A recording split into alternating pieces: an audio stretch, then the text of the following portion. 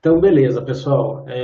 O que a gente vai tratar hoje na aula é alguns temas que são relevantes, né? Aí são alguns temas básicos, mas a gente vai também aprofundar um pouco nessa questão dos simuladores, tá? E algumas outras questões de sistemas que nem sempre são abordadas aí nessa parte introdutória. E depois a gente vai fazer um exercício de modelagem que ele tem a ver com o projeto que a gente vai executar, que é relacionado à dinâmica de carbono no solo, tá? Ah, então, só pensando aqui na necessidade de modelos, por que modelos são importantes, né? Por que a gente precisa de modelos? Na verdade, assim, a nossa mente, né, o nosso cérebro, ele trabalha o tempo inteiro com modelos, né? Então, como até o Alexandre comentou nas apresentações dele, nosso cérebro é feito de modelos e a gente consegue lidar com esses modelos para tomar decisões, para entender a realidade, ou pelo menos o que a gente consegue observar da realidade, né? E em termos científicos, o que a gente faz é usar os modelos como uma forma de formalizar as nossas hipóteses. Então, assim, o que a gente acredita, o que a gente coloca como suposição de um comportamento do sistema, né, que está na nossa mente, a gente consegue colocar de de um modo formal, né? Então a gente escreve lá, né, matematicamente, e a gente então pode testar se isso faz sentido, né, quando a gente compara com as observações do que está acontecendo na realidade. E essas hipóteses vão sendo testadas e vão se consolidando, se unificando na forma de teorias, né? E, e aí essas teorias, elas são usadas depois do ponto de vista na forma de tecnologias, né, de aplicação desse conhecimento para fazer alterações na realidade, né? Então, as tecnologias, elas são desenvolvidas de forma que, né, uma vez adotadas, se viram inovação e alteram a realidade, né? Então, você tem esses dois caráteres, vamos dizer, da modelagem, que ela, de um lado, trabalha o aspecto científico e do outro lado ela trabalha o aspecto de engenharia, né? Como você resolver problemas que são da realidade para você alterar a realidade, né? Seja assim projetando novos sistemas, seja é, alterando sistemas que intervêm em sistemas que já existem. Então, a outra questão que é bastante importante é assim que muitos dos fenômenos que a gente tem na realidade, eles não são não são práticos para experimentação ou para observação. Então, assim, se você vai querer ir para a Lua, você não vai soltando um monte de foguetes para ver se eles vão chegar lá, se eles estão indo certo ou não, porque isso é impraticável, né?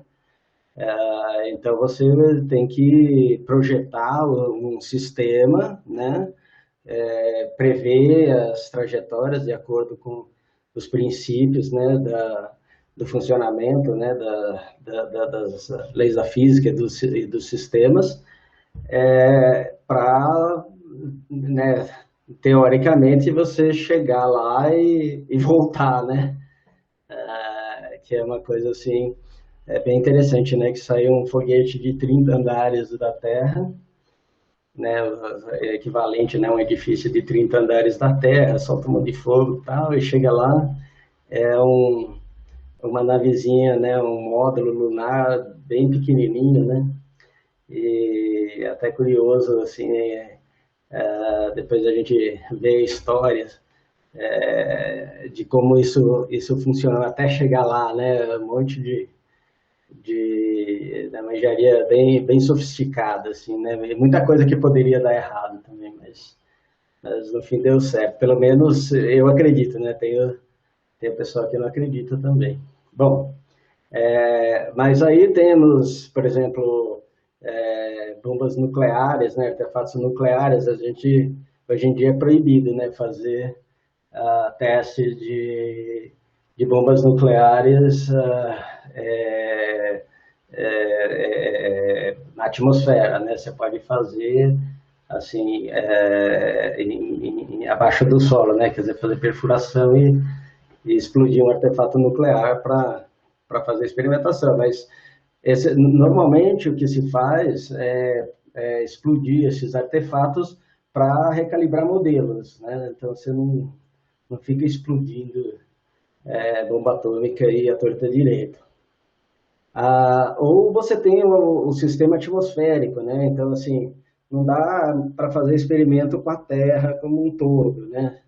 Então você conhece os processos físicos e aí você coloca no modelo para poder fazer isso. Ou aqui, no caso aqui, também um simulador de voo, né? Você tem o modelo de como o avião funciona, né? Como ele responde a determinados comandos e você vai treinar uma pessoa, né? Um ser humano, em como agir em diversas situações aí, né?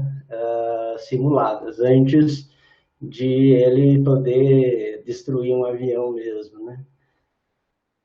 Bom, e uma área aí também associada com o que a gente vai estar trabalhando, né, que é a mudança do clima, é uma área assim típica de necessidade de modelos. Então hoje toda essa questão de mudança climática, embora já se tenha observação das mudanças climáticas, né? Tem várias evidências, está acontecendo, mas o que a gente quer saber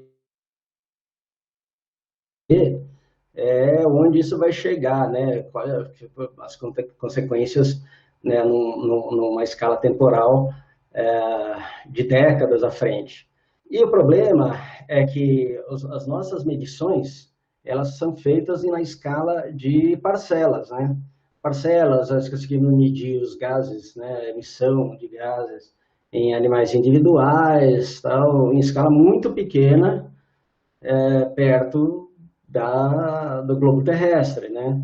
Então, assim, como é que a gente faz para ver qual que vai ser o efeito da mudança, né, de algumas medidas que a gente pode fazer para a mitigação das emissões de gás de efeito estufa, por exemplo, ou da adaptação, né, às mudanças climáticas, quer dizer, adaptar os sistemas porque o clima está mudando, né, de forma que o impacto sobre, né, os nossos sistemas produtivos na agricultura ou a nossa vida em geral, né, seja menos impactada, ela depende de modelos, porque a gente não consegue lidar com isso como observações. Então, nossas medidas elas são feitas por poucos dias ou poucos anos e as análises são feitas em décadas, né? E a demanda pela informação, ela é uma demanda e decisões são feitas no nível global, né? Você tem aquelas reuniões, as chamadas COPs, né? Que os líderes mundiais se encontram para ver políticas para redução de emissões, para tentar, em nível global, alterar essa trajetória. E aí passa para os níveis nacionais, setoriais, locais. Então, assim, ele vem de cima para baixo, né? Enquanto que a nossa experimentação, ela, o nosso frame observacional, ele vem da parcela para a escala global. Então, assim, você precisa de uma informação sobre algo que você está medindo o processo numa escala muito pequena, tanto no espaço quanto no tempo, e você quer uma resposta sobre algo que deve acontecer a partir disso numa escala global.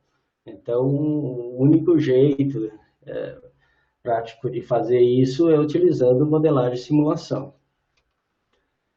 Então, só para a gente fechar essa parte, então, por que a gente precisa dos modelos, né? A gente precisa para fazer hipóteses sobre o sistema que sejam explícitas e testáveis, né?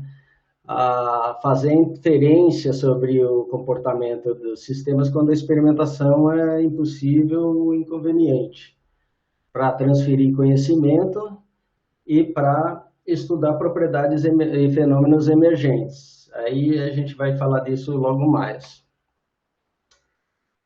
Então, como que a gente produz conhecimento sobre um sistema? A primeira forma é observar mudanças nas saídas devido a mudanças nas entradas, né, nas variáveis que a gente conhece como influentes sobre o sistema, ou o seu estado inicial, né? Como é que o sistema se comporta a partir de mudanças naquilo que influencia o seu comportamento. Então, é mais ou menos assim, como a criança pega o celular ou pega o joystick, começa a mexer lá e observa como que isso está mudando a saída, daqui a pouco, sem ler manual nenhum, sem saber os processos internos, ele vai saber como é que isso, né, se comporta, né? E isso a gente chama de modelagem empírica, né? É baseado em observações, em dados. Ele é diretamente, vamos dizer assim, diretamente gerado a partir dos dados. Então, o estado ou as saídas são modeladas só para representar o comportamento dos dados, tá?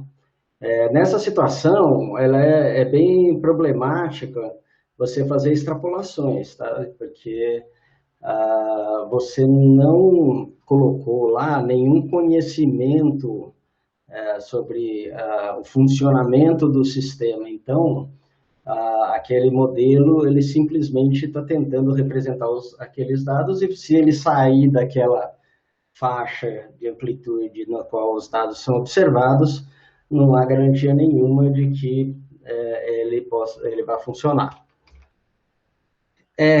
Então, é outra coisa que ele, depois vai dar para entender isso melhor, mas eles se aplicam só a um nível de agregação do sistema, tá? Mas a gente vai ver melhor o que a gente quer dizer com nível de agregação, mas modelos empíricos, eles estão restritos a um nível, eles não tratam de fenômenos, eles não são capazes de gerar fenômenos emergentes, que é uma outra coisa que a gente vai ver logo mais. Bom, então, outra forma, a segunda forma de produzir conhecimento sobre o sistema é você abrir a caixa, né? Então, muitas vezes os modelos empíricos, eles são chamados de modelos de caixa preta, né? Black box, porque, assim, existe um comportamento, só que você não sabe, você sabe, assim, as entradas e saídas, mas você não sabe o porquê, né? Então, esse mecanismo, ele fica opaco para a gente. Então, assim, na simulação de sistemas, normalmente você está trabalhando com modelos que tratam dos processos e mecanismos pelos quais um comportamento, né, a mudança é gerada. Aliás, o ser humano, assim, ele é muito direcionado a mudanças, tá? E isso é uma característica evolutiva, né, do ser humano e de muitos outros animais. Se não tiver movimento, você não presta atenção, você presta atenção naquilo que muda, que tem alteração, porque aquilo é que pode realmente te trazer perigo, te trazer benefício, né? Então, assim, o ser humano é assim, na nossa, inclusive do ponto de vista econômico, do ponto de vista tecnológico, a mudança é o que mais interessa, por isso que a dinâmica é interessante. Então, assim, quando a gente abre a caixa, e eu peço que vocês não façam isso em casa, né? Não desmontem o videogame, não desmontem o joystick. Aí você tem um monte de peças lá e que elas aqui fazem com que isso funcione, né? E depois provavelmente a gente não vai conseguir montar de novo, mas se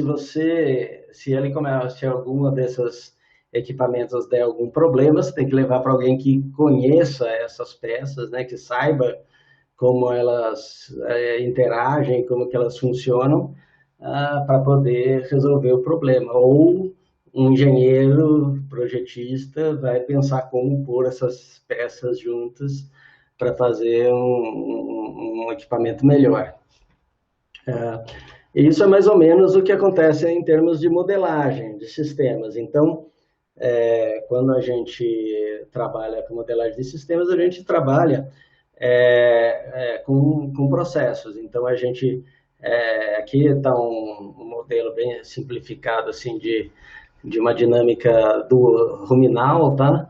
Então, você tem substratos nitrogenados, substratos não nitrogenados, micro-organismos, e aí você tem como que as portas, né, que dão as entradas para você poder calcular a dinâmica de cada um desses componentes, e eles se organizam de forma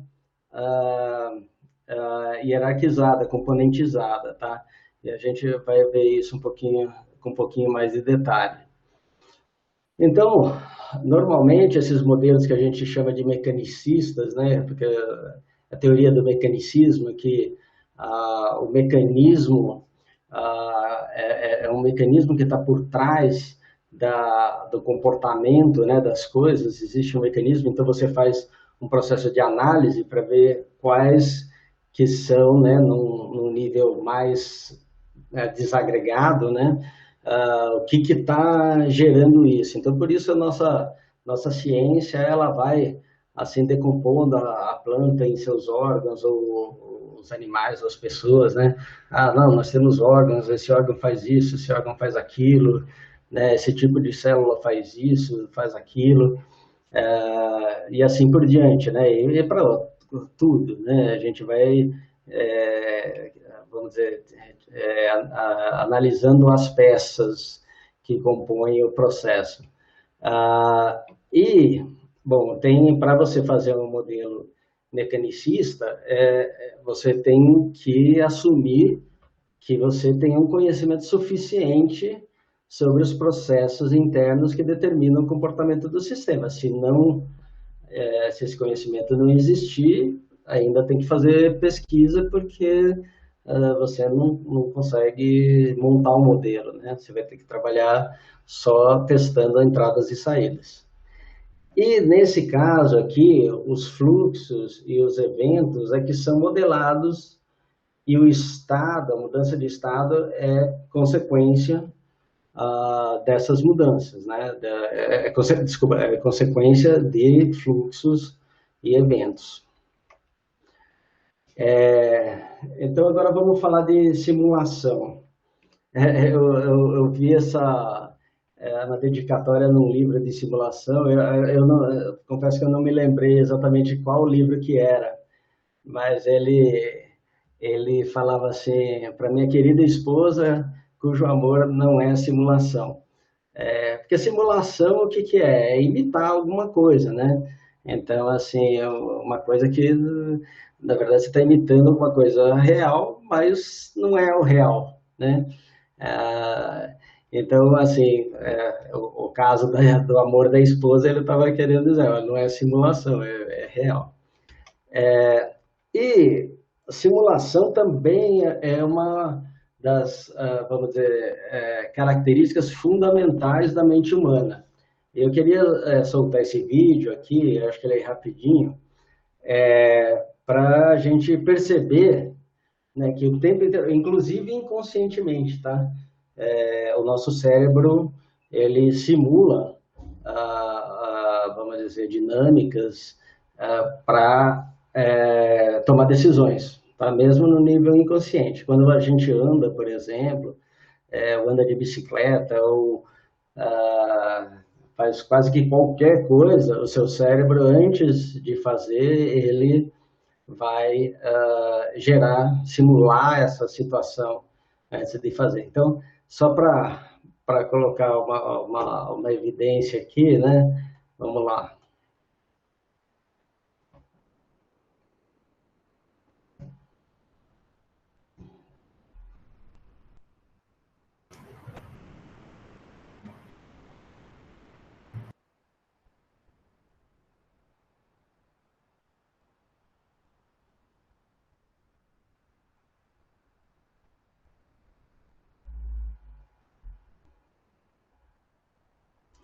Bom, parar aqui, mas não sei se vocês perceberam o que aconteceu.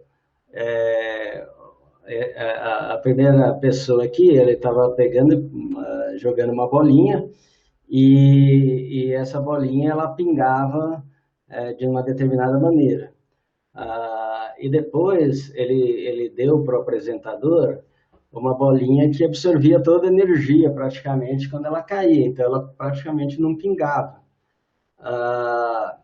E o apresentador estava esperando que ela pingasse para ele poder, então, pegar ela com a mão, porque, assim, ele tinha visto essa outra pessoa mexendo com a bolinha e tinha um modelo mental de que aquela bolinha ia subir mais ou menos da mesma forma como aconteceu com a outra pessoa.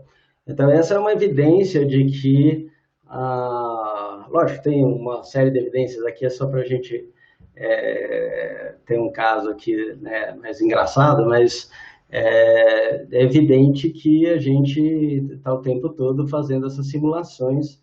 E vocês pensam, por exemplo, um jogador de tênis, o adversário bateu a bola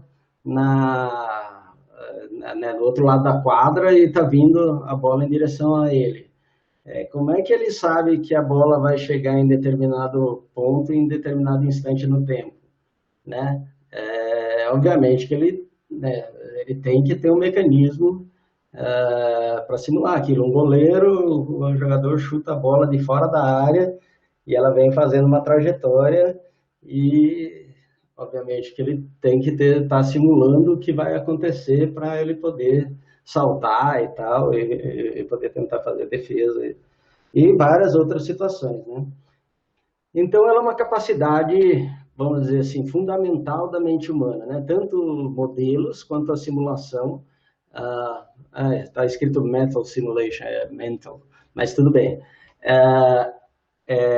Então, só para dizer que é uma capacidade fundamental. Uma coisa que às vezes gera confusão é assim, o que são modelos, o que são simuladores e o que são sistemas, né? Porque fica meio que tudo misturado. Quando às vezes a pessoa fala o modelo tal, mas na verdade ele está se referindo ao simulador e não ao modelo, né? Porque o seguinte, o modelo ele é uma descrição de como o sistema se comporta, tá? Então ele pode você pode pôr no papel, você pode pôr no arquivo, né? Ele não tem dinâmica no sentido estrito, né? De que o modelo em si ele não tem os valores que vão ser gerados, né?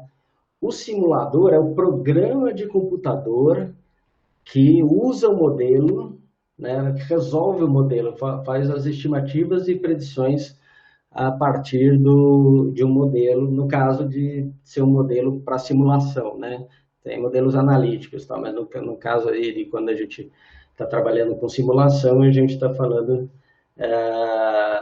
de simuladores como programas de computador, né? Simulação computacional, e que geram as estimativas e previsões. E você tem, por outro lado, o que a gente chama de sistema-fonte. Tá? Aqui é muito mais no caso científico do que no caso de usar modelos para design. Tá? Mas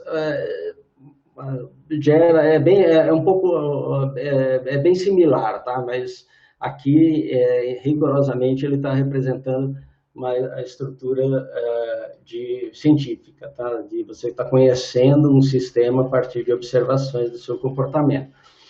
Então, você tem o sistema, como a gente falou, né, a realidade é praticamente intangível. Então, o que você tem é a base de comportamento, a base de observações, do comportamento do sistema. E a geração do modelo em relação a essa base de observações do comportamento é chamada de modelagem, tá? Você faz um modelo a partir do que você está observando. E lógica de conhecimento prévio, que também é baseado também em observações de comportamento. E você tem estimativas e previsões que podem ser comparadas, avaliadas, ou você calibrar, né, alterar valor de parâmetros, ou fazer um processo de assimilação de dados, tal, para que as estimativas do modelo elas vamos dizer, se assemelhem cada vez mais à base de observações do comportamento do sistema. E por que a gente usa simulação computacional? É porque, assim, a gente não consegue tratar analiticamente, né, em matemática simbólica, problemas muito complicados, né? Então, quando a gente não consegue tratar esses problemas, a gente faz uso vamos dizer, da força bruta do computador. Obviamente que sempre que você puder tratar de forma analítica, né, de forma simbólica, ele é melhor do que você fazer simulação. Então, eles falam, né, como os americanos falarem, ou os ingleses falarem, simulation is the second best, no sentido de que se você puder tratar do problema analiticamente, vai ser melhor. Mas uma parte muito pequena dos problemas reais, ele é realmente tratável de forma analítica. Bom, simulação, obviamente tem dinâmica, tem a ver com tempo, né? E aí a gente fica perguntando o que é o tempo, né? A gente está tratando do tempo, mas o que é o tempo? Eu não vou responder essa pergunta assim rigorosamente, porque existem até correntes sobre como que sobre essa questão do tempo, né?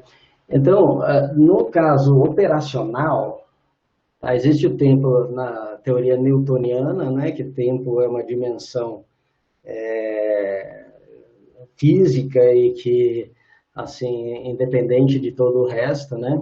Então, para as teorias físicas elas funcionarem, tem de existir o tempo como dimensão, mas para a nossa operação e pela origem do tempo, assim como é tratado pelo homem, ele é na verdade uma relação de mudanças. Tempo, ele basicamente, quando a gente fala de tempo, a gente está falando de mudança, né? É mudança de estado. Então, a gente começou a trabalhar com o tempo, vendo as mudanças da posição, a posição relativa, né, do Sol, né, quer dizer, sem saber ainda que a Terra girava em torno de si mesma, tal, mas assim, a gente via mudanças relativas e a gente era capaz de determinar tais mudanças e relativizar alguma outra mudança em relação àquela primeira. Então, esse é o tempo relativista, que é o tempo que a gente normalmente utiliza, né? E se você, então assim, quando você põe, você estabelece essa referência, né, de mudança, né, vamos dizer, entre aspas, de velocidade de mudança, você consegue comparar outras mudanças com ela. Então, quando você faz a variação de um determinado estado em relação ao tempo, isso é muito útil porque o tempo é alguma coisa que serve de referência para todas as demais mudanças de estado, né? E aí a gente costuma falar no tempo como passado, presente e futuro, né? Mas, na verdade, assim, se a gente pensar bem, o presente ele é uma coisa infinitesimal, né? Ela praticamente não existe. Então, se você pensar no estado dessa areia aqui que está caindo, estou supondo aqui que seja areia, que está caindo, você vai ter a areia na parte de baixo da ampulheta e a areia na parte de cima da ampulheta. Em algum lugar aqui, bem no meiinho, existe uma areia que não está nem em cima nem embaixo, tá? Mas isso daqui é praticamente infinitesimal. Então, assim, é como a areia que está aqui embaixo é uma areia que estava lá em cima no passado, né? E aí, em algum momento aqui, ela está bem no meinho. Então, opa, deixa eu passar. Então, assim, a gente pensar, quando a gente fala o estado atual, a gente tem que pensar assim, na verdade, assim, quando você fala estado atual, você teve que medir, teve que transmitir, teve que, vamos dizer, enxergar. Então, assim, já não é muito atual mais, né? A hora que vocês receberam a minha fala, o que eu mudei de slide aqui, demorou um pouquinho para chegar aí, né? Então, assim, não é exatamente o presente. Mas o que a gente trata como presente, então?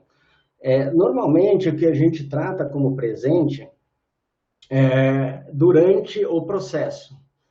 Então, assim, quando a gente fala, isso daqui está online, está real time, isso daí a gente está falando, olha, está durante um processo aonde as decisões são tomadas. Então, assim, quando a gente fala de real time ou near real time, alguma coisa assim, a gente está falando, olha, está na mesma escala de tempo que o processo está sendo realizado para alguma intervenção nele.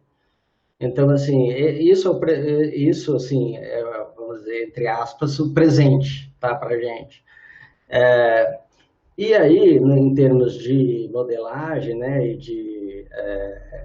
de lidar assim com o tempo, normalmente o que a gente tem é dados sobre o passado, né, que aí a gente usa para fazer calibração.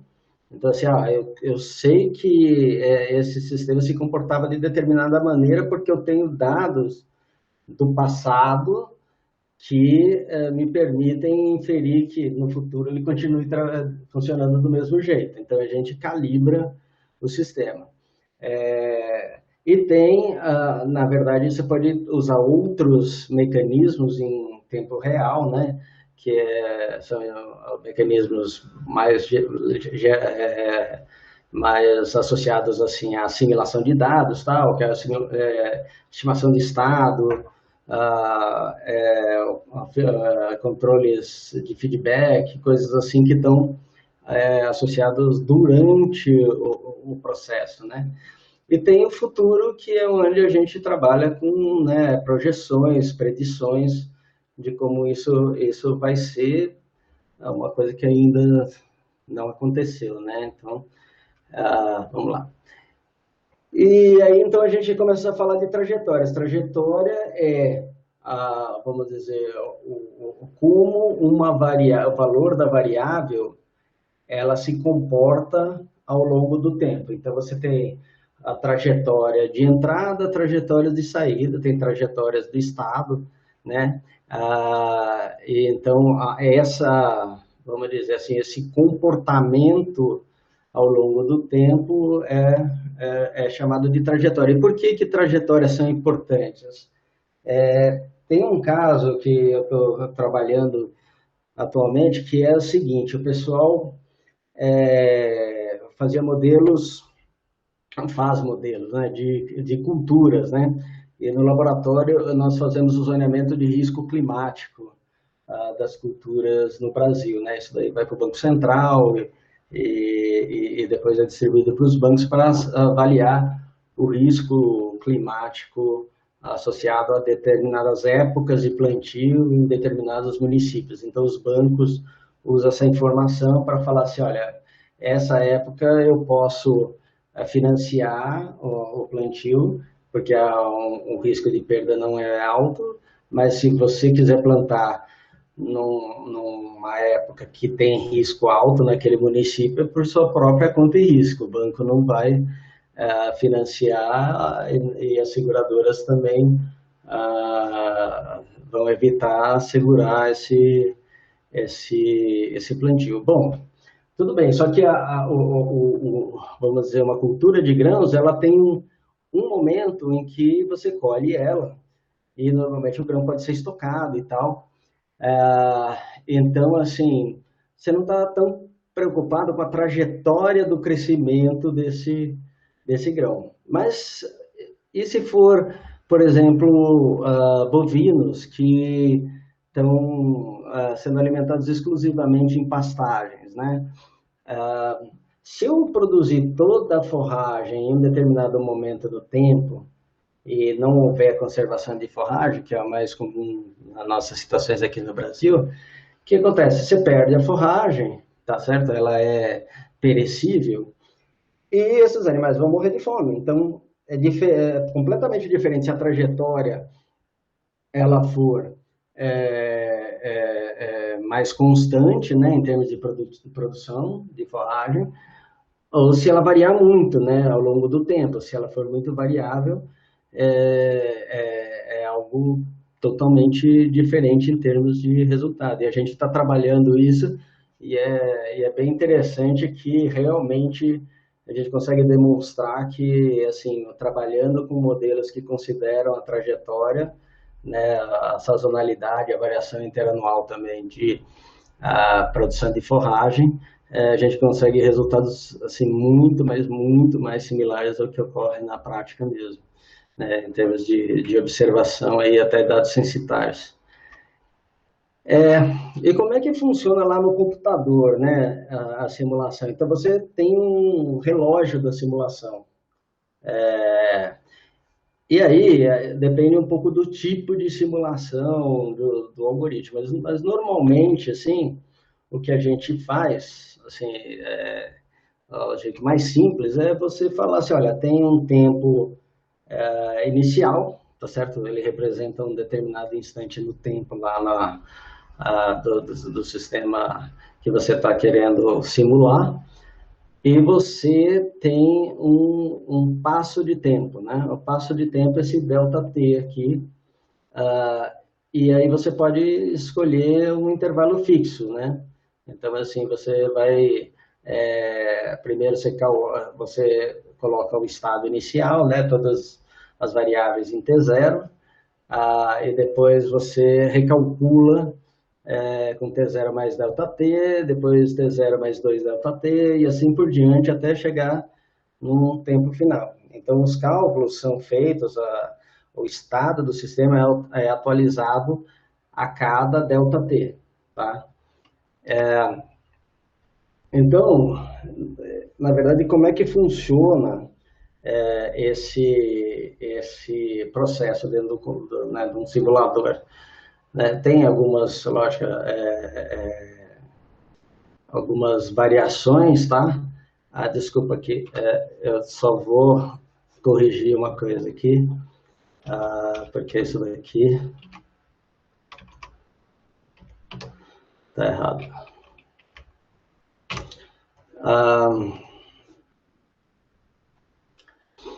Então, você inicializa a simulação. Nessa inicialização, você calcula para estimar parâmetros, ou inicializar o estado a partir de outros valores observados, tal. E aí você checa os inputs para o tempo t, né? No caso aqui é t0, né? Aí você checa se existe algum evento, tá? Se existir algum evento programado para aquele tempo, né? Ou que seja gerado internamente pelo sistema naquele tempo, você executa o evento, né? Que a resposta, isso aqui é o gatilho, né? O trigger, e esse daqui é o evento mesmo. Bom, qualquer que seja, se existir ou não eventos, você computa as variáveis auxiliares, né, que vocês já viram o que é, você computa os fluxos, computa as diferenciais e daí pode atualizar o estado. Daí atualiza o tempo. Então, assim, uma coisa que tem que ter muito cuidado é o seguinte: quando você computa as diferenciais e atualiza o estado para todos os estados do sistema. Você não pode, computa diferencial para um, faz atualização do estado, computa diferencial para outro, faz atualização do estado. Por quê? Porque a diferencial pode depender do estado, de outro estado, né? De outra variável. Então, assim, aí você tem um problema. Então, você só pode atualizar tempo e estado depois de computar todas as diferenciais. Aí você atualiza o tempo, aí você verifica, olha, eu quero armazenar essa informação. Se sim, você armazena, pode ser que você não queira armazenar todas as iterações. E aí depois tem um critério de parada, que pode ser o tempo final ou pode ser outro tempo de parada. Vamos supor, estou simulando o crescimento do animal até o abate. E eu falo que o abate acontece se o animal tiver peso tal. Tá, não importa muito tempo. Se ele chegar nesse peso, eu posso gerar parada, tá? Então, basicamente é isso. Agora, existem outros tipos de relógios de simulação. Por exemplo, quando a simulação é orientada a eventos, né? Então, o sistema ele só muda de estado quando acontecer um evento. Vou dar um exemplo bem tosco aqui. Você pode pensar num estacionamento. Se o seu interesse é só quantas vagas estão livres, o sistema só muda de estado se algum carro entrar numa vaga, né, ocupar uma vaga, ou ele sair de uma vaga. Ao longo desse intervalo, não tem nenhuma mudança de estado. Então, o relógio da simulação, ele só é atualizado a partir de um evento, tá? E existe também mecanismos de você fazer da mesma forma, né? Fazer o que eles chamam de lista ou cadeia, né, de eventos futuros. Desculpa, tem alguma pergunta aqui? É que eu não vejo aqui. Qualquer coisa, se vocês podem falar, tá? Se precisar que eu pare. É que eu ouvi um barulhinho como se fosse de alguma pergunta. Qualquer coisa vocês falam. Então, assim, ele só é atualizado quando tem um evento. E como que é feito isso? Aí, o sistema tem o que a gente chama de Future Event Chain, né? Uma cadeia, uma lista de eventos futuros, nas quais você pode, né, o sistema pode gerar novos eventos, ou pode ter um gerador de eventos, ou pode ter, eles podem ser gerados internamente no sistema. Então, daí, as mudanças de estado do sistema, elas não são em intervalo fixo, tá? E tem também algoritmos de integração numérica, que a gente vai ver mais para frente, que tem passo de tempo adaptativo também. Então, assim, é outra maneira também de não necessariamente o tempo tem intervalo fixo. Então, a gente trata tudo como sistemas? Não. A gente pode tratar, vamos dizer assim, objetos como conjuntos também, né? Quando que a gente trata como conjuntos? Quando as relações entre eles não são relevantes, né? Então você só tem propriedades aditivas, você não tem interação. Então a gente pega esse conjunto de pontos aqui, né? Temos 4 pontos aqui. Então, se eles forem só pontos aleatórios aí, não tem nada que interaja, né, que gere interação entre eles. Agora, se nós traçarmos um segmento de reta, por exemplo, aqui, aí tem 2 pontos que delimitam esse segmento de reta. E aí, o que acontece? Ele passa a ser um sistema. E como sistema, ele passa a ter propriedades emergentes.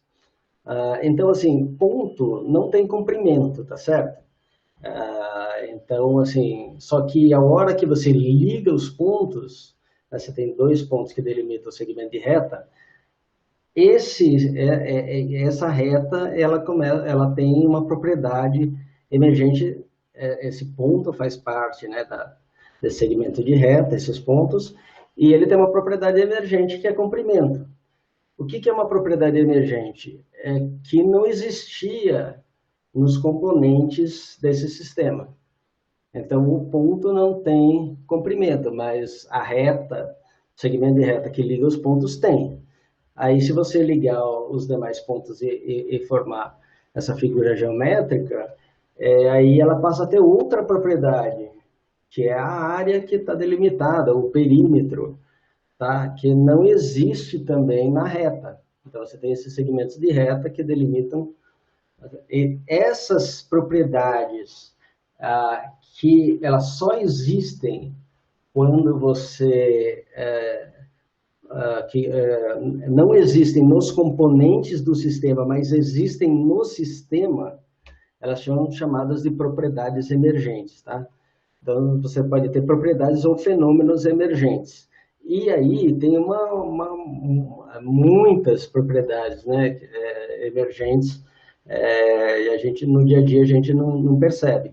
Então, é por isso que, assim, o estudo dos componentes do sistema, eles não podem definir o sistema porque eles nem têm a propriedade, né, o atributo que o sistema tem.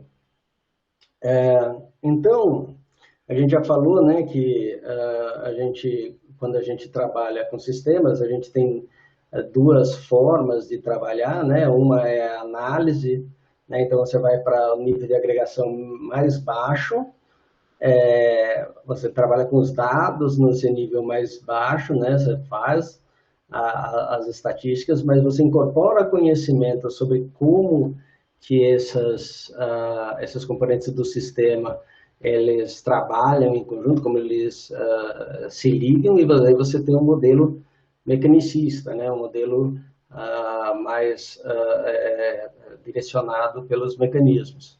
Então, assim, na verdade, e aí você tem propriedades que emergem, vamos dizer, dessa ligação entre os componentes. Em algum momento, ele vai estar baseado em dados, tá? Diretamente, né? Você vai ter que estimar parâmetros, etc. Mas esse processo aqui chama de síntese, né, do sistema. É o processo de você pegar componentes do sistema e estudar como eles trabalham juntos de forma a gerar um determinado comportamento. Aí nós temos como que a gente trabalha com modelos quando a gente quer gerar esses comportamentos aí. A gente trabalha com, isso é uma forma, tá, de trabalhar, com acoplamento de modelos. Então, assim, vamos colocar da seguinte forma. Você tem componentes aqui do sistema que fazem cálculos de dinâmica que são pouco acoplados, vamos dizer assim, tem baixo acoplamento. Então, você tem água no solo, você tem o crescimento da pastagem, você tem o crescimento do animal. A água do solo, ela influencia o crescimento da pastagem, tá certo? Mas, assim, o acoplamento deles é baixo, são poucas variáveis que fazem a ligação entre esses, vamos dizer assim, esses subsistemas, né? Ou, na verdade, a gente usa normalmente a palavra modelos componentes. Então, assim, isso também são poucas variáveis que ligam, tem muito mais coesão interna dentro do modelo de crescimento animal da pastagem do que o que tem entre eles, tá? Então, o que a gente faz é acoplar, né, esses modelos e aí por determinadas variáveis, né, de entrada e saída, e aí fazer a simulação de todos os componentes trabalhando juntos. Deixa eu parar um pouquinho aqui, eu vou fazer uma pergunta para vocês, rapidamente. Vamos pegar um sistema onde temos animais na pastagem, tá? Então, temos animais crescendo lá na pastagem e então numa determinada área lá, né, um piquete lá da fazenda. Vocês podem dizer, vocês conseguem observar, dizer para mim, propriedades emergentes dentro desse sistema de produção animal? O animal, o solo, a pastagem. Vocês podem alguém pode tentar falar para mim de uma propriedade emergente aí? Pode pôr aqui no chat. Do relógio da simulação, lembrar de simulação estocástica. Pode ser estocástica, mas nesse caso aqui ela é determinista, tá? O relógio da simulação, ele é usado também em simulação determinista. Alguém teria, assim, poderia me falar uma tentativa? Taxa de lotação. Quem que falou? Quem que falou? Jean. Jean, você é fera. Então, taxa de lotação. Não existe taxa de lotação para o animal, né? E não existe para pastagem também, se ela não tiver animais. Ela só existe se eles estiverem formando um sistema, né? Alguém mais? Vamos supor que isso seja um negócio, né? Eu esteja criando os animais para vender. Tem mais alguma coisa que vocês podem pensar nesse sistema aí como negócio? Clima, tipo de nutriente. Oi? Clima, tipos de nutriente. Conforme o animal que você está criando, tem um tipo de nutriente que pode ser melhor ou não quando faz o melhoramento animal. Sim, mas ele existe, né? O nutriente, assim, ele existe nos componentes, né? Tanto no animal quanto então ele não seria emergente, né? Desculpa, o Alexandre falou o que é taxa de lotação. Desculpa, Alexandre. Taxa de lotação é a quantidade de animais por unidade diária, tá? Então, são quantos animais por unidade diária a gente tem. Gases de efeito estufa. Então, gases de efeito estufa, eles existem, não existem em algum componente do sistema. Por exemplo, se você pegar o bovino, ele emite gases de efeito estufa? Emite, né? tem processos relacionados a gás de efeito estufa. A pastagem também, sim, também. Agora, se você falar pegada de carbono, aí eu concordo, porque pegada de carbono ela só vai existir na carne, né? E para você produzir a carne, ele precisa ter usado a pastagem, né? O alimento precisa, né, do bovino. Então, a pegada de carbono, sim, é uma propriedade emergente, porque ela não existe pegada de carbono só o animal, sem o alimento, né? Não dá para calcular. Ela não existe só na pastagem também. Desculpa, a Marielle está pedindo para repetir a pergunta. A pergunta é, se você tiver um sistema de produção de animais na pastagem, quais são propriedades emergentes desse sistema? Então, assim, se você for um negócio, vocês concordam comigo, pessoal, que é mais da economia aí, que, por exemplo, taxa interna de retorno, né, do investimento, é uma propriedade emergente, porque ela não existe para alguns componentes separados.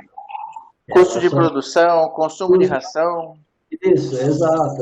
Ela só vai existir quando todos os componentes estiverem juntos, tá certo? Então, isso.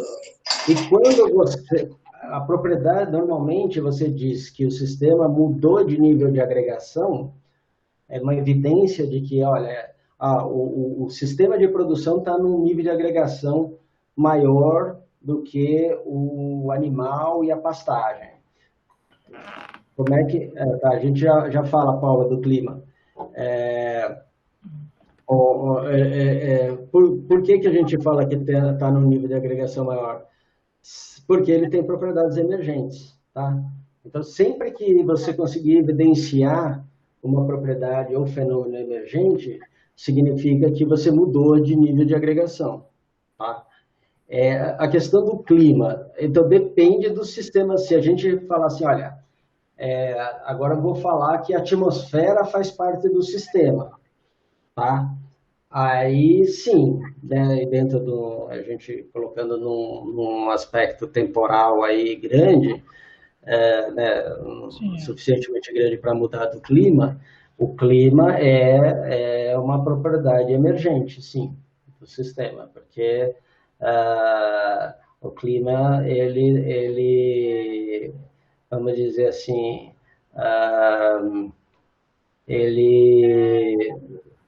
se bem que, assim, a propriedade clima, ele é uma propriedade da atmosfera, né? Então, assim, ele já existe nos componentes se eu considerar que a atmosfera é um componente. Então, não diria que ele fosse uma propriedade emergente. Conforto térmico. Conforto térmico, sim, é uma propriedade emergente, porque... não, desculpa, estou me confundindo um pouco aqui. O conforto térmico é uma característica do animal, tá? Depende de condições de outros. Mas não é da relação animal e clima? Então, mas ele a propriedade, a relação, né? Eles estão interagindo, é o sistema. Só que não existe assim, uma nova propriedade. O conforto térmico existe no animal, independente de qual sistema. Independente do clima? Se você puser um animal dentro de uma gaiola térmica, sei lá, de um quarto, ele vai continuar tendo essa característica, entendeu? Por ele não dentro uma coisa refrigerada, vai continuar existindo. Então, assim, embora seja interação, né, com temperatura, com radiação solar, com umidade, né, da atmosfera e tal, mas ela existe no animal, ela é uma propriedade do animal. Quer ver outra coisa que existe também, no caso de propriedades emergentes, existe o que eles chamam de emergência fraca e emergência forte.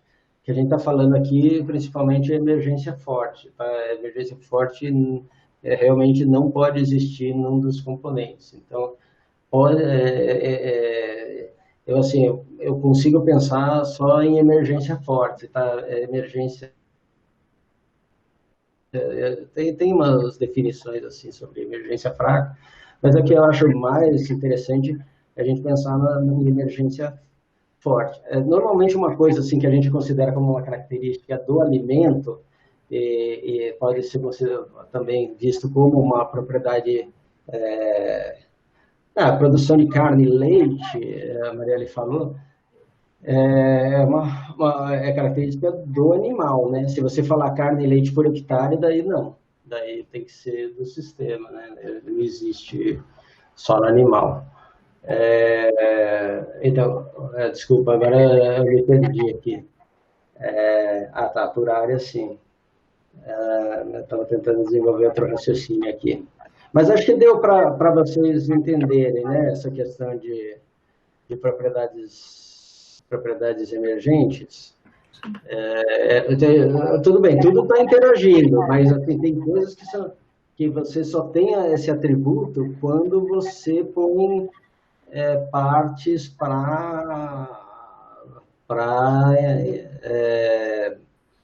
vamos dizer, trabalhar juntos, né? Então, assim, eu posso até assim, ele tem a ver, porque assim, tem questões também, né, do sistema de auto-organização também, que eles, às vezes, vocês geram propriedades emergentes. Por exemplo, o fenômeno de cristalização, por exemplo, né? Mesma coisa assim, eles dizem que cor, por exemplo, no nível subatômico não existe, né? Não existe cor. Só existe a partir do nível atômico, coisa desse tipo. Mas, bom, deu para pegar um pouco dessa questão de propriedades emergentes. Depois a gente pode dar mais exemplos, eu posso trazer mais exemplos. Mas é uma característica importante quando você está trabalhando, assim, quando eles falam de granularidade, de nível de agregação de sistemas, normalmente ele está falando, se referindo a como que atributos ou fenômenos emergem, porque essa que é vamos dizer assim, o critério para você dizer que você passou de um nível de agregação para outro. Tá? E no caso de simulação, o que a gente faz? A gente pode fazer sistemas hierárquicos. Então, você faz um acoplamento dentro de um componente, aquele agrupamento lá, ele vira um componente, ele representa vamos dizer assim, um subsistema, né? E depois ele é colocado como um todo, né? Para outro subsistema e assim sucessivamente, né? Você pode ter vários níveis hierárquicos. E isso é bem interessante porque você começa a ser mais capaz de reutilizar modelos, tá? Então você pode pegar, como por exemplo o motor é cheio de peças, né? E aí ele é colocado como um todo num carro, né? E a mesma coisa, né, você vai montar o carro, a mesma coisa você pegar um submodelo e colocar dentro de um outro modelo. Então essa é uma característica bem interessante e vocês vão ver o Maxim não, desculpa, o SD-SIM, ele é capaz de trabalhar dessa forma, tá? É mais ou menos aqui como essa daqui é de um outro framework de simulação que também foi desenvolvido no laboratório. Essa daqui chama Maxim, mas é uma outra vamos dizer, uma outra engenharia, e é em C++, o SDSIM é em R. Bom, eu acho que era isso, assim, do ponto de vista mais teórico, tá? Esses 3 livros, eu vou ter uma versão mais nova desse livro aqui do Ziegler. Acho que eu tenho ela em PDF, eu vou deixar lá para vocês. Eu tenho também um PDF desse livro do John Sterman. Eu vou deixar assim indicado partes pequenas, né, do livro para leitura, porque assim são livros grandes, né, extensos, mas aí também fica para se vocês quiserem aprofundar alguma coisa, tá? Tudo bem? Vocês até aqui tudo bem? Sim. Tá. Eu vou agora tentar fazer com vocês um exercício, tá? E aí eu vou contar com o Júnior aqui, que o Júnior é especialista em carbono no solo. Qualquer besteira que eu fale, ele pode me corrigir aqui, viu, Júnior?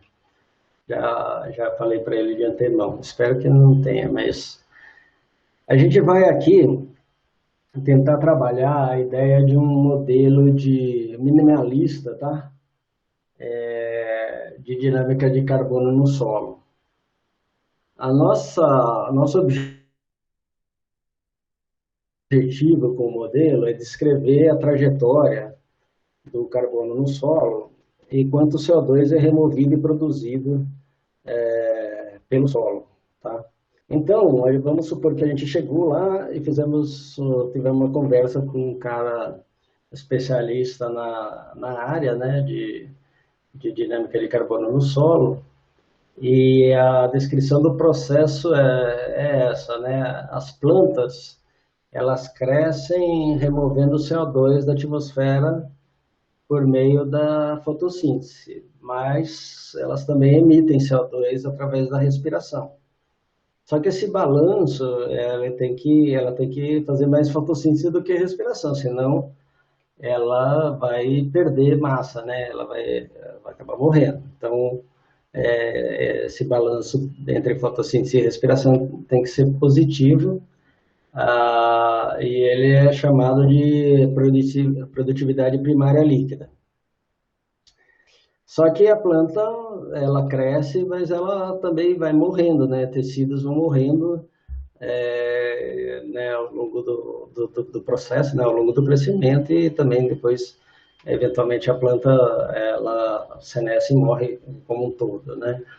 E esses tecidos, eles vão se tornar a liteira, né? Vão se tornar o material morto, senescente. E ele é decomposto e se torna parte da matéria orgânica do solo, né? do carbono orgânico do solo. Porque pode ter carbono mineral também no solo, né? Tipo carvão. A matéria orgânica do solo é decomposta pelos micro-organismos, e elas, nesse processo de decomposição, elas geram açúcares, né? Na verdade, assim, elas geram energia para os micro-organismos, né? A água, CO2 e minerais. Então, assim, tanto que esse processo é chamado de mineralização. E o CO2 produzido pelos micro-organismos é chamado de respiração do solo. A taxa que essa decomposição ocorre é proporcional à concentração de carbono orgânico no solo. Então, o que na química o pessoal chama de cinética de primeira ordem. Ela é diretamente proporcional à concentração. Então, eu queria que vocês aí pensassem como é que seria essa estrutura do modelo para atender essa descrição aqui. Também vocês têm, vamos dizer assim, a gente tem abertura aqui para lógico, o processo de modelagem é um processo artístico também, né? Então, assim, para falar qual que é a fronteira do sistema. Vou considerar isso, vou desconsiderar aquilo, né? Então, vamos pensar aqui o que a gente deve considerar e desconsiderar, né? E assim, uma coisa útil é primeiro identificar quais são as variáveis de estado e os fluxos, e depois quais são os inputs, parâmetros, variáveis auxiliares, constantes, tal, que são importantes aqui, tá? Um jeito que é interessante, até o Alexandre que deu a dica quando eu conversei com ele hoje, é você olhar os substantivos, né, que eventualmente são candidatos a ser variáveis de estado, e os verbos ou descrição de processos, né? Pode ser um verbo, pode ser um substantivo também, mas que se refira a um processo. Aí eu queria saber de vocês o que... desculpa, eu acho que eu vou ter que deixar... vou ter que mostrar aqui, peraí. Essa descrição aqui.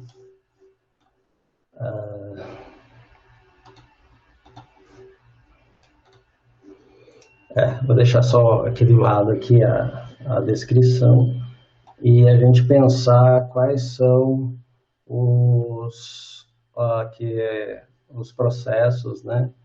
Quer dizer, os estados e os fluxos nesse sistema. Alguém pode tentar ajudar a pensar? Eu vou até pôr aqui alguma coisa aqui na descrição que ajude, mas vamos tentar identificar estado. A produção da cultura, biomassa total, beleza. Sim, mas vamos pegar os termos que foram usados aqui, tá? Então, assim, vamos tentar manter dentro desses termos aqui que estão na descrição aqui, não usar o conhecimento prévio. O que aqui parece ser estado?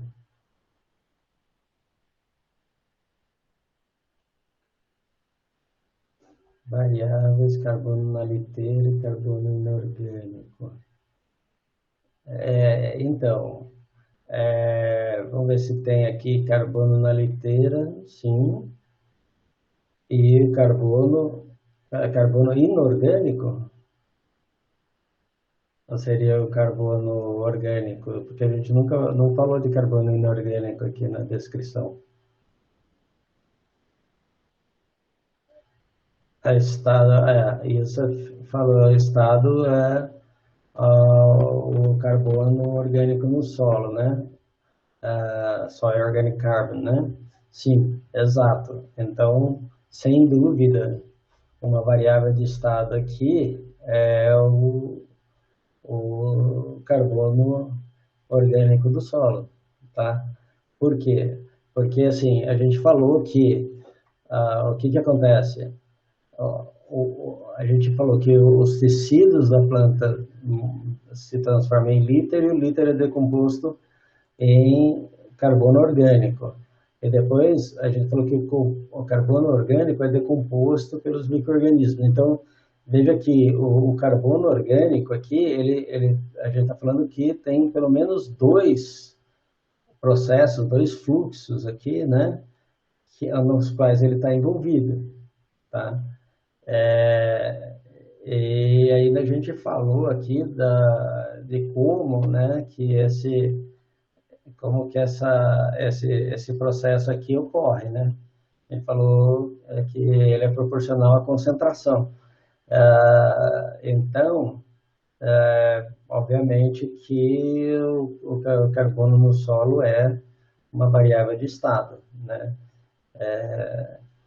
Então, porque ele tem fluxos de entrada e saída e esses fluxos de entrada e saída determinam o estado dele, e ainda a gente sabe que o estado ele afeta o processo, né? Então, assim, isso indicações extremamente fortes de que ele é uma variável de estado. Tá? Mais algum?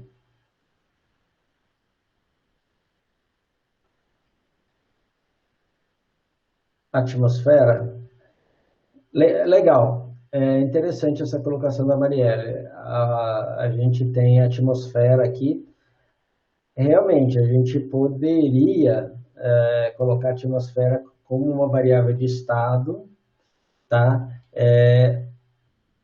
Contanto que assim, a gente considere que nossos feedbacks para a atmosfera, né? A atmosfera não pode, se ela só influenciar o sistema, mas ela não for influenciada pelos outros componentes do sistema, ela é exógena, tá certo? Ela está fora do sistema. Ela só afeta o sistema, mas ela não é afetada por nenhuma variável dentro do sistema.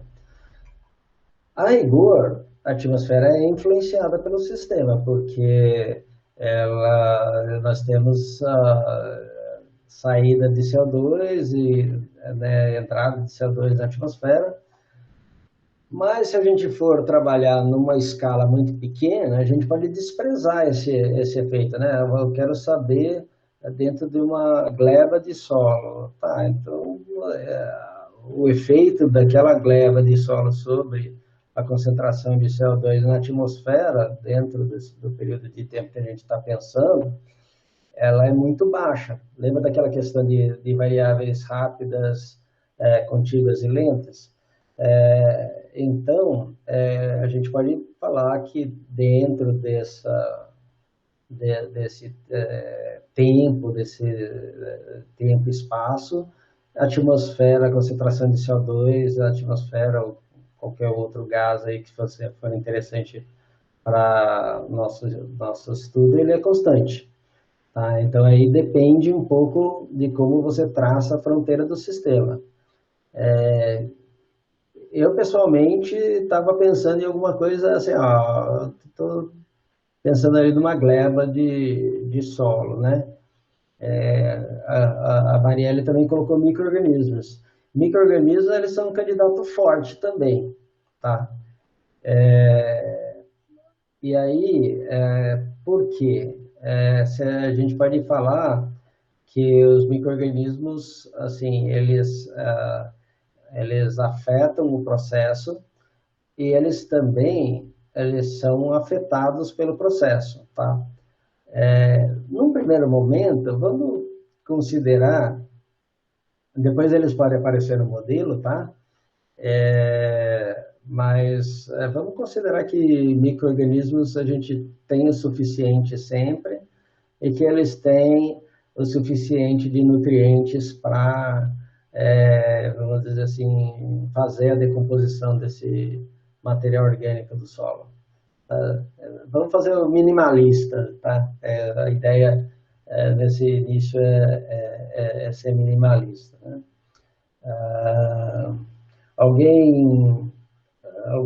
Nutrientes, plantação, criação. Exato, sim, elas podem ser. Tá? A gente pode falar as plantas, né, que fazem o crescimento, eles podem, então eles crescem, então você, né, tem a produção de biomassa e isso, a biomassa das plantas, por exemplo, pode ser uma variável de estado. Mas ainda vamos manter essa fronteira do sistema, ela um pouco menor, tá? NPP, o que acontece? Vamos dizer, fotossíntese é um processo, tá certo? Ele é a forma como o CO2 é capturado da atmosfera para se tornar biomassa, né? em última análise. E a respiração também é um processo, né? Você decompor açúcares, né, para gerar energia e utilizar oxigênio e gerar CO2, né? Então, como ele é o balanço NPP, é o balanço de processos, ele não pode ser estado, porque, na verdade, a produtividade primária líquida acaba sendo um fluxo. E aí, se a gente tivesse... O legal é que se a gente pusesse unidade, nisso seria bem fácil de ver que ele era fluxo, porque ele teria unidade de tempo, né? Enquanto que estado não vai ter unidade de tempo. A água, nesse sistema aqui, embora ela seja produzida, a gente não está tão interessado nela, né? Porque assim, a quantidade de água que é produzida nesse processo ela é pequena frente à água da chuva, coisa assim. Então, normalmente nenhum modelo considera isso na dinâmica de água do solo. Então, assim, aí vocês começam a ver que o processo é um pouco, assim, ele depende de você pensar no que é importante. Você tem candidatos aqui, com certeza a gente falou de biomassa da planta, a gente falou de micro-organismos, a gente falou de atmosfera, que eles são realmente candidatos a serem variáveis de estado, tá? Mas depende como você coloca a fronteira do sistema. Então, assim, o que é mais importante, né? Quais são as interações que são mais importantes dentro desse sistema? Então, vamos lá, liteira, beleza, liteira, exato. Liteira é bem importante aí. Só uma coisa. Pode falar. Será que talvez não seja assim mais fácil pensar que você só tem carbono no final das contas, assim, em estado X, Y, Z e assim, onde está o carbono? Onde está o carbono? E aí você tenta conceber como que aquele carbono pode passar para aquele outro. Né? Exato. Então, boa colocação. Por quê? Porque a gente falou no objetivo aqui, ó. Qual que é o nosso objetivo? A gente está interessado em água? Não, a gente não está interessado em água, tá certo? A gente está interessado em saber a trajetória do carbono no solo, tá certo? E a gente está interessado em saber quanto de CO2 é removido e produzido. Então, como o CO2 também é composto de carbono, então essa dica do Alexandre é bem interessante, porque a gente falou já que o objetivo era esse, tá certo? Então, assim, a delimitação da fronteira do sistema depende do nosso objetivo, tá certo? E aí fica mais fácil da gente fazer primeira versão aí do modelo. Eu sei que a gente está começando a estourar o tempo. Quem tem alguém que não tenha mais 15 minutos? Tem alguém que não tenha 15 minutos? Bom, eu vou começar, tá? Se vocês precisarem sair, vocês me avisam. Eu vou usar aqui, depois eu passo o link para vocês, uma versão gratuita do Vensing, que é um software para System Dynamics, tá? Eu tô fazendo propaganda da concorrência aqui, porque na verdade depois a gente vai ver o SDSIM. Mas eu tenho certeza que o SDSIM ele tem apelos bem interessantes em relação ao Vensing. Mas aí, como o Vensing ele faz diagramas, então nesse momento que a gente está começando, ele é interessante nesse processo de diagramação. Então, eu vou colocar aqui, naquele diagrama de estado e fluxos, vou colocar aqui o carbono orgânico no solo, tá? E vamos pensar aqui quais são os fluxos que a gente está tratando aqui dentro desse sistema. Alguém pode me falar de onde que vem o carbono orgânico do solo? Quem pode pensar no... A gente falou que carbono orgânico do solo era um estado, tá certo? Aí, Victor, decomposição da liteira. Então, vamos lá. A gente pode fazer o seguinte aqui. Então, clique aqui. Tá, então chama liter decomposition.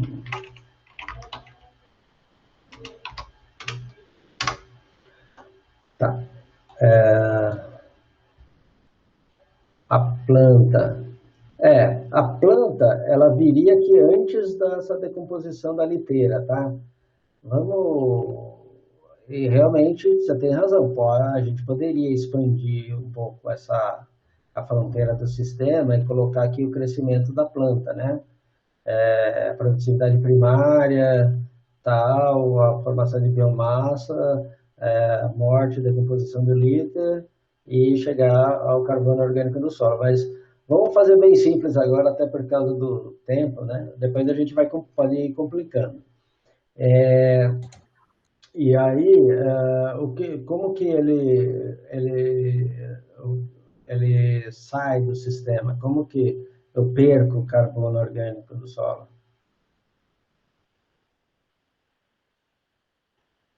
Desculpa, eu não estou mostrando mais aquele slide, né? Como que eu perco? Mineralização, exato. O Raul falou ali, a gente falou que aqui esse processo é chamado mineralização, processo pelo qual o carbono orgânico do solo é decomposto pelos micro-organismos, né? Então é o processo de mineralização ou decomposição. Pode usar a mineralização, normalmente o pessoal usa no sentido quando eles estão mais interessados ele como fonte de minerais, né? Vamos usar o termo decomposição aqui, mas poderia ser usado mineralização da mesma forma, tá? Então, vamos lá. Então, a gente vai falar aqui, olha, a gente tem decomposição.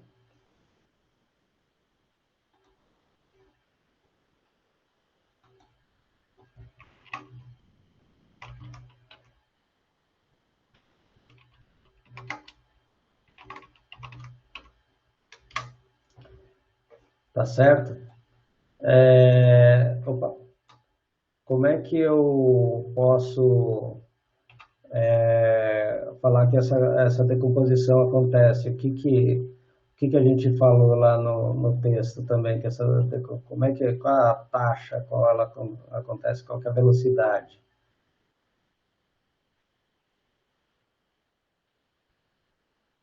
No último item lá. Proporcional ao quê?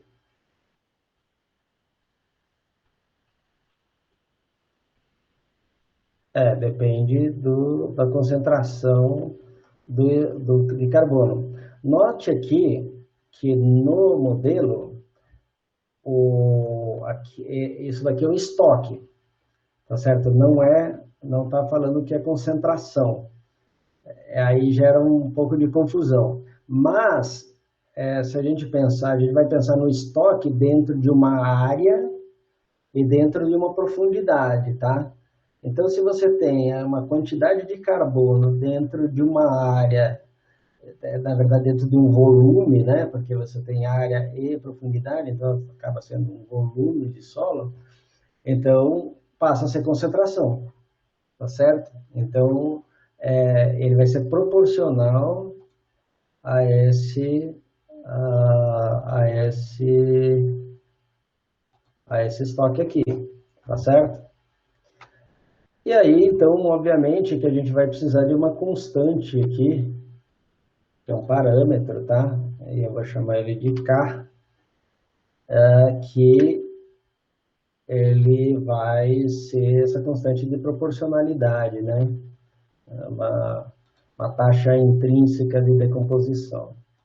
A decomposição, ela não varia, assim, carbono solo, lógico, varia com temperatura, varia com umidade, varia com, fora, né, da questão da concentração de carbono, ela varia com várias outras coisas, mas vamos, por enquanto, manter isso daqui minimalista, né? A gente falou que ia manter minimalista. Mas tá, você decompôs o carbono, todo esse carbono decomposto sai do sistema? Ou é uma parte dele que sai do sistema?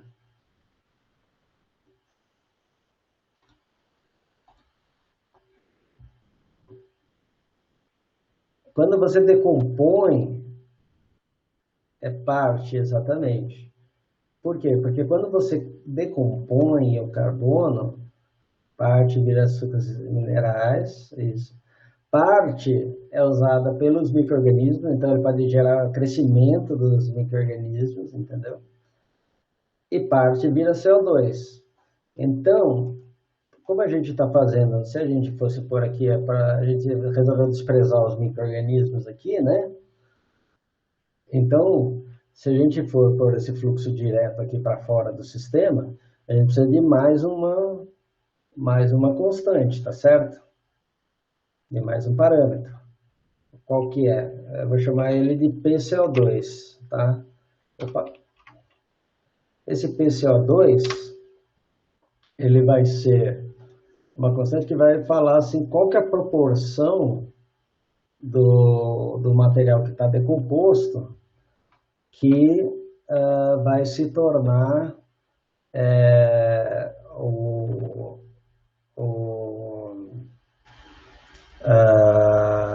que vai se tornar CO2, né, que vai sair do sistema. Beleza até agora? Então, a gente não vai entrar nesse nível de catalisadores, assim, a parte bioquímica, assim, de como os micro-organismos eles vão atuar aí. A gente vai supor que o ambiente lá do solo, tá?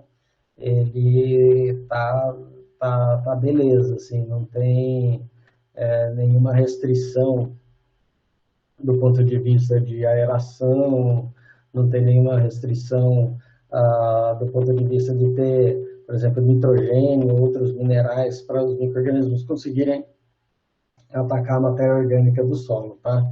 Então vamos, por enquanto, né, aquele negócio, aquele nível de abstração que o Alexandre falou, assim, onde a taxa de juros encontra a demografia da população, assim, né? Então, assim, é um negócio bem... Isso, exatamente. Acho que o Júnior colocou muito bem essa constante aqui. Então, qual que seria o valor? Agora vamos lá. Vamos fazer um negócio de verdade agora aqui. Então, vamos dar um valor inicial aqui para esse carbono no solo. Júnior, me dá um valor aqui em toneladas, né, megagrama por hectare aí. 50 a 30 centímetros, tá bom?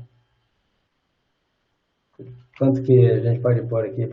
Lógico, varia muito de solo para solo, mas vamos pôr 50 aqui.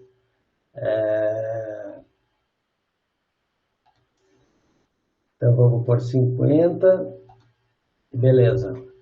Vamos falar que ele começa com 50. Quanto de material vegetal que é decomposto por unidade de tempo? Agora vamos falar aqui que a nossa unidade de tempo é anos, tá?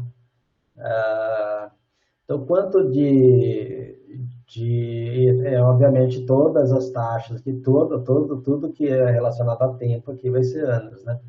Então, quanto que a gente vai pôr aqui que decompõe de liter, né, de material vegetal? Assim, vamos pensar numa produtividade primária líquida, assim, razoável, e é lógico que você tem geração do ataque microbiano lá na liteira ainda, então antes de entrar para o solo. Sei lá, vamos pensar, sei lá, 5 toneladas, 5 megagramas por hectare por ano, está razoável? Vou chutar aqui, se vocês quiserem outro valor, a gente pode usar. A decomposição, como é que a gente falou que era? Então vai ser a matéria orgânica no solo. Vocês conseguem enxergar? A fonte é meio pequena do Benzene aqui, mas na verdade eu estou multiplicando aqui o estoque, tá? Pela essa constante de decomposição e pela essa constante de proporcionalidade aqui do CO2, tá? E agora tenho que falar quanto que vale essas constantes. O Júnior já deu uma dica aí, ao redor de 0,6 para o PCO2, né? E o K, a gente pode ver depois, mas vamos pegar para todo o carbono no solo, vamos pôr um valor aqui de 0,12. Eu acho que seria mais ou menos razoável, eu acho. Quer dizer, 12% de todo o carbono do solo é degradado por ano. Aí a gente pode mandar rodar a simulação. Tá, beleza, ele rodou a simulação, agora a gente pode ver os gráficos aqui. Então, eu quero o gráfico da matéria orgânica do solo. Então, em 100 anos aqui, né? Então, a gente está vendo aqui a dinâmica desse estoque de carbono, com esses coeficientes que a gente colocou, com esses valores, tá? Faz sentido, Júnior? Essa dinâmica? Para o estoque total faz, né? Assim, então, na verdade, não vai dar tempo, tá? Mas a gente poderia sofisticar esse modelo, mas a base de todos os modelos, todos é muito forte, mas os principais modelos do Centro, do ROTC, etc., na verdade, é isso, tá? A única coisa é que o que acontece? Depois a gente pode fazer até nos exercícios, né? Ir sofisticando o modelo. Aqui, por exemplo, a gente sabe que nem todo carbono é igual em termos de taxa de decomposição. Então, o que acontece? A gente está falando que a liteira lá é toda igual, né? A princípio.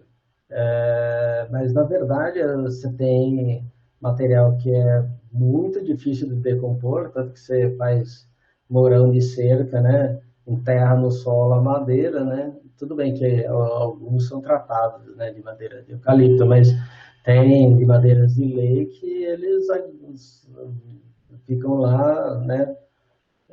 Exato, tem a relação carbono-nitrogênio, tem a questão da proporção de lignina, né? Quanto de lignina tem nesse material, porque a lignina é muito resistente à decomposição, a cutina também é muito resistente à decomposição. E a hora que você olha o material aqui celular, né, que você pega as células da planta, né, lembrando que as plantas têm parede celular, né, os animais não, só tem uma membrana. Essa parede celular tem celulose, hemicelulose, lignina e tal. E aí ela é resistente à decomposição. Aí tem o conteúdo celular que é rapidamente decomponível, né? Então, que ela pensa na garapa, você joga no chão e degrada rapidinho. Agora o bagaço da cana é mais complicado, ele demora mais, ele vai ficar lá um tempão. Você pode jogar ali no solo que você vai ver que demora bem mais. Mas só para fazer uma coisa. Então, assim, aí o que a gente faz? A gente começa a falar assim, não, então nem todo carbono é igual. Então a gente começa, para ser mais rápido, eu já vou lá para frente. Deixa eu só salvar esse modelo com algum nome. Tá.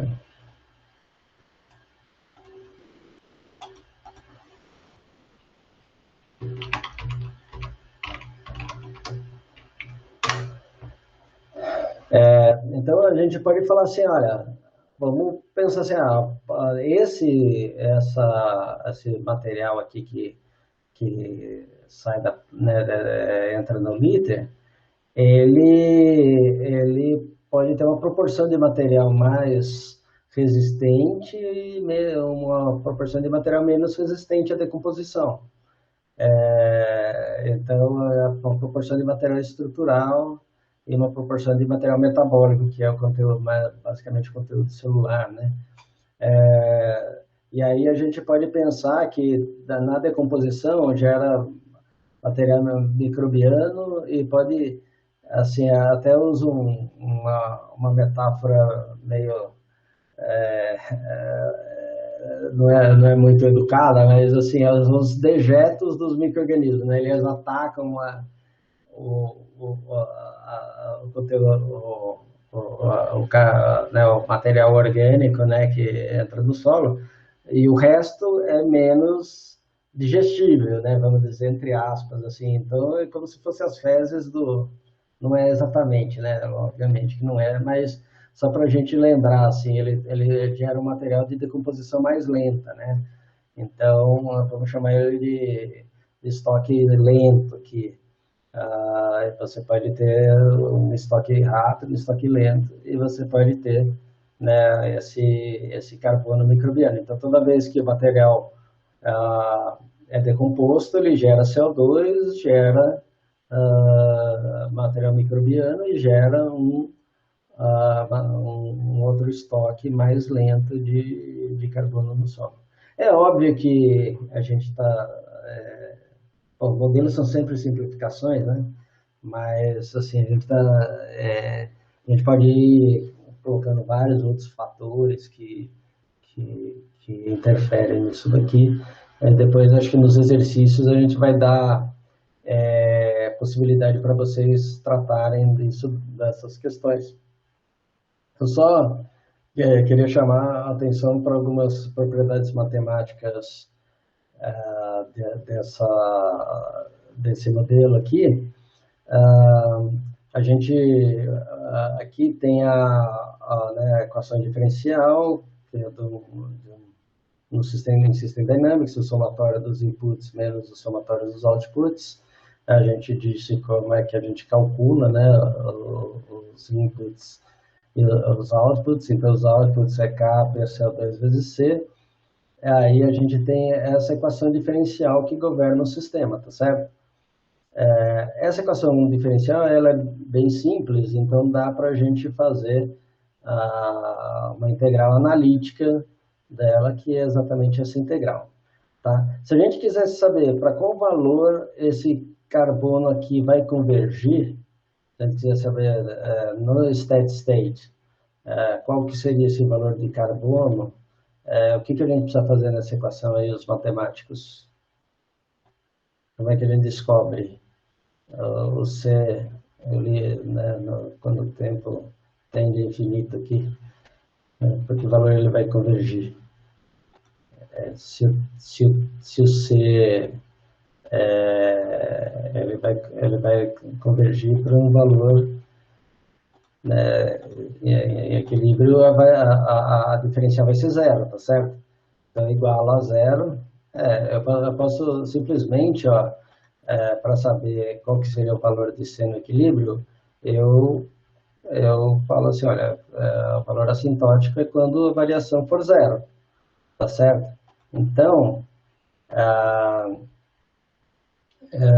esse valor aqui, né, que é o C estrela, que é o valor assintótico, só igualar a zero, C estrela vai ser PD sobre K PCO2, então, tá certo? Então, é bem fácil, assim. Só uma Ah, coisa que essa solução que você obteve aí, a gente consegue fazer isso aplicando a teoria da última aula, né? tá, Que, então, que, por isso que eu, é, pode falar, porque pode falar. é daquele tipo lá, daquele tipo último que a gente viu, que é uma coisa do tipo x' igual a um lambda x mais um f de t. No caso, o f de t é constante, que é o PD aí, né? Isso, Então, exato. aplicando aquele método do fator integrante, você consegue essa solução. Uhum. Legal, legal, exato. Aqui é lógico que C0 é uma solução é, para uma condição específica, né? De ele começar em T0, o valor de carbono é C0. Então, assim, a gente chega Isso. a esse valor aqui, quer dizer, a gente pode calcular facilmente, né? E outra coisa, se a gente quiser saber, por exemplo, qual que é o valor desse KPCO2, vamos supor que a gente saiba PCO2, né? Como o Júnior falou, ele é mais ou menos 0,6. Qual que é o valor de K se eu observei que em 20 anos aconteceu 90% da variação, né? Bom, a gente pode pegar essa equação, né? E a gente pode falar, olha, eu sei que então C de T é C0 vezes esse delta aqui, né? Que é a proporção da mudança, né? C estrela menos C0, tá certo? Então aqui eu posso substituir e tal, eu não vou assim, passar passo a passo, vou deixar para vocês os slides. Obviamente, então a gente sabe que se a gente fizer 90% da variação ocorrer em 20 anos, K vezes PCO2 tem que valer ao redor de 0,115, tá? Então, assim, o interessante de você conseguir também trabalhar a parte analítica e fazer modelos simples no começo, é que você começa a saber tratar um pouco melhor, vamos dizer assim, os coeficientes. Você começa a entender um pouco mais o sistema antes de encher de muita coisa, né? Depois a gente vai colocando, né, outros fatores e tal, mas você entender a base da dinâmica, né, o core da dinâmica, para daí depois, porque depois é tudo um pouco de repetição do mesmo princípio, né, vamos dizer, de cinética de primeira ordem. Tá legal? Desculpa ter passado do tempo hoje, gente. Realmente, quando a gente faz assim a apresentação não está gravado, acaba demorando mais. Mas eu espero que tenha valido a pena. Se tiverem alguma dúvida, algo que.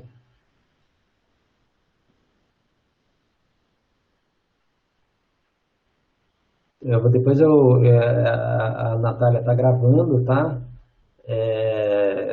E aí depois a gente passa a apresentação, eu passo os slides, eu vou dar uma corrigida, a hora que eu estava apresentando já percebi uns errinhos aqui, mas espero que tenha ajudado vocês aí.